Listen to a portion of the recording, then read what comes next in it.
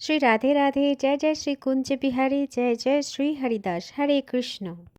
दोस्तों, आप सभी को तो पता है कि ठाकुर जी कितने लीलाधारी हैं। हर एक क्षण में वो लीला करने में ही आनंद उन्हें मिलते हैं। और दोस्तों, ठाकुर जी के इस लीलाओं में हमें एक ना एक सीख मिलते हैं। दोस्तों, सूरदास नाम तो शायद आप लोगों ने सुना ही है, जो ठाकुर जी के एक अनन्य भक्त थे। सूरदास जन्म से देख नहीं पाते थे, उनका आंखें नहीं थे। लेकिन दोस्तों, सूरदास की तीसरी नेत्र जो है वो थे। तीसरे नेत्र से सूरदास भगवान के दर्शन नित्य करते थे।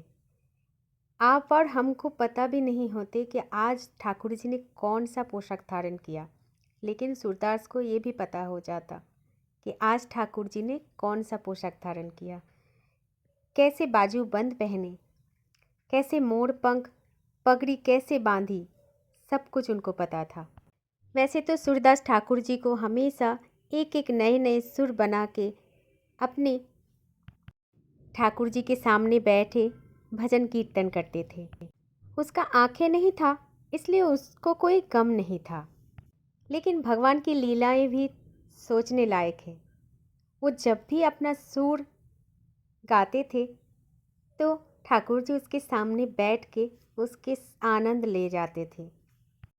एक दिन मंदिर में भजन कीर्तन के बाद सूरदास अपने घर में जाकर ठाकुर जी की भजन कीर्तन कर रहे थे, क्योंकि मंदिर बंद था।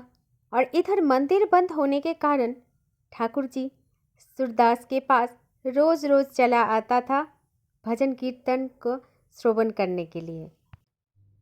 एक दिन ठाकुर जी ऐसे ही दोपहर के टाइम सूरदास के पास आ रहे थे कीर्तन सुनने के लिए। तभी श्री जी ने ठाकुर जी को पकड़ लिया कि आप कहाँ जाते हो, नित्य प्रतिदिन ऐसे चोरी छिप के, आज मैं भी जाऊंगी आपके साथ। तो ठाकुर जी ने बोला, अच्छा ठीक है, फिर चलो। अब तो ठाकुर जी श्री जी को सूरदास की कुटिया पर लेके चले गए और दोनों सूरदास जी की कुटिया में जाकर चुपचाप बैठ गए, क्योंकि सूरदास जी तब ठाकुर जी के ही सुंदर पद गा रहे थे। लेकिन इतने में ही पता नहीं सूरदास जी को क्या हो गया कि अपनी लाठियाँ उठाई और कुटिया के बाहर जाने लगे। और तभी सूरदास जी को बाहर जाता देखते हुए ठाकुर जी बोले, सूरदास तो चले गए, अब चलो वापस हम भी मंदिर चलते हैं। तब श्री जी ठाकुर जी से बोली, नाथ, ये बाबा की तो आंखें ही नहीं हैं, इसलिए थोड़ी दूर तक हम उनके संग चलते हैं, कहीं बेचारे गिर ना जाए। ठाकुर जी बोले, चलो फिर आगे आगे सूरदास जी जा रहे हैं और पीछे पीछे जा रहे हैं ठाकुर जी और श्री जी। बंधुओं, एक बात तो सोचने लायक है कि सूरदास जी भले ही अंध थे, लेकिन उसके सुर के तान में ठाकुर जी विराजमान थे। सूरदास के पद में इतना शक्ति था कि ठाकुर जी को वो बुला ही लेता था। इसी को कहते हैं भक्ति में शक्ति। चलिए सुनते हैं आगे की। जब सूरदास जी आगे आगे जा रहे थे तो इतने में ही आगे एक विशाल गड्ढा था और उस गड्ढे में सूरदास जी गिर गए। और तभी श्री जी ठाकुर जी से बोली, इन्हें बाहर निकाल लीजिए नाथ। तब ठाकुर जी ने सूरदास जी को आवाज़ लगाई, बाबा बाबा। तब सूरदास बोले, हाँ भैया, कौन है? ओ सुनो, अब जो भी हो मुझे तनिक बाहर तो निकालो। तब भगवान ने बोला सूरदास जी को, बाबा मैं आपको निकाल रहा हूँ, मैंने अपना पटका फेंक दिया नीचे, आप मेरे पटकों को पकड़ो और ऊपर खींच लूँगा मैं आपको। और सूरदास जी ने जैसे ही पटका पकड़ा और उस पटकों में से इत्र की सुगंधी सूरदास को पता चल गए हैं कौन आज उन्हें बचाने के लिए आए हैं। और ये वही सुगंधी थी जो आज राजभोग में गोसाई जी ने ठाकुर जी को पढ़ाई थी। सूरदास जी तो समझ गए थे कि ठाकुर जी आए हैं। अब तो ठाकुर जी पटके से सूरदास जी को ऊपर उठाने के लिए खींच रहे हैं और इधर ठाकुर जी को पीछे से श्री जी खींच रहे हैं। और फिर पटका पकड़कर सूरदास जी बाहर आ गए हैं और बाहर आकर उन्होंने ऐसा नाटक किया कि सूरदास जी को ठोकर लगी हो, और ठोकर लगने से गिरने वाले थे ठाकुर जी के ऊपर, लेकिन ठाकुर जी थोड़ा सा हट गए और गिर पड़ा श्री जी के पैरों में। और फिर सूरदास जी ने श्री जी के दोनों चरण को पकड़ लिया। अब सूरदास जी ने श्री जी के जैसे ही पैर पकड़े और श्री जी पीछे हुई और श्री जी का एक नूपुर सूरदास जी के हाथ में रह गया। और तभी सूरदास जी ने चुपचाप पायल को छुपा कर रख दिया। अब तो ठाकुर जी के साथ श्री जी जैसे चलने लगी तो श्री जी बोले, मेरे एक पायल उधर ही रह गया सूरदास जी के पास, उसको लेकर आ जाइए नाथ। तब ठाकुर जी बोले, मैं तुम्हारा पायल दूसरा बनवा दूंगा। तब श्री जी बोले, मुझे तो दूसरा नहीं, मुझको तो बस वही चाहिए। श्री जी की बात मानकर ठाकुर जी लौट करके आए और सूरदास जी से बोले, बाबा मेरे संग मेरी एक सखी आई और उसकी एक पायल इधर ही गिर गई, क्या आपने पायल को देखा? सूरदास तब बोले, एक पायल है तो मेरे पास। और जैसे ही सूरदास जी ने ठाकुर जी को पायल दिखाया तब ठाकुर जी बोले, हाँ बाबा यही तो है वो पायल।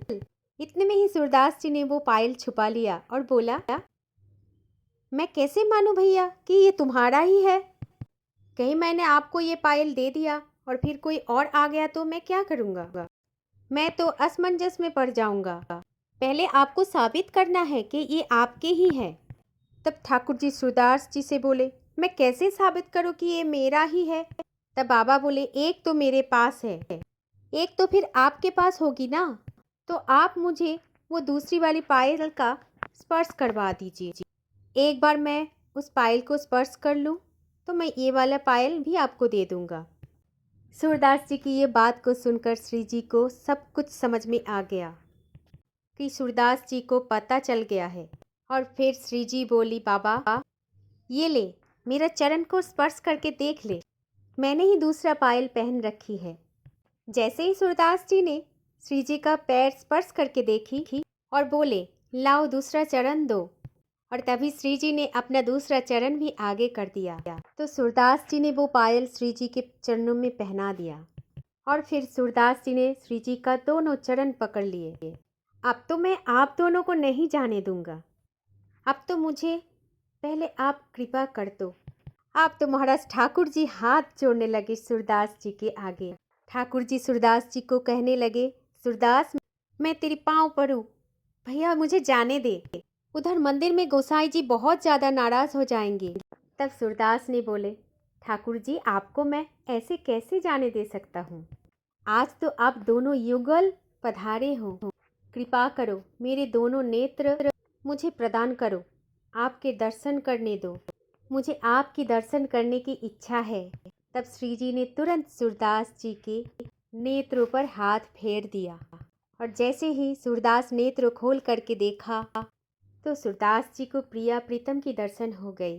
और इसके बाद सूरदास जी ने ठाकुर जी को और श्री जी को नेत्र भर करके देख लिया और फिर श्री जी से एक और कृपा करने के लिए बोला कि श्री जी कृपया आप मेरा नेत्र पहले जैसा कर दीजिए, क्योंकि मैं जिन नेत्र से आपकी और ठाकुर जी को एक बार दर्शन कर लिए हैं उस नेत्र से मैं इस दुनिया को नहीं देखना चाहता हूँ। तब श्री जी ने सूरदास जी की ये इच्छा भी पूरी किया। दोस्तों भगवान से प्रेम चाहते हैं। दोस्तों ठाकुर जी की लीलाएं तो अद्भुत है, जो लीलाएं कभी भी किसी के साथ भी हो सकते हैं। बस उन्हें प्रेम से बुलाओ, प्रेम से पुकारो और उन पर अटूट भरोसा रखो, वो ज़रूर आएंगे। हमसे, आपसे, सबसे मिलने आएंगे, सबसे मिलना चाहते हैं, क्योंकि हम तो उनके बेहद प्रिय हैं। इसीलिए राधे राधे बोलो। जय जय श्री राधे राधे, जय जय श्री कुंज बिहारी, जय जय श्री हरिदास। हरे कृष्ण।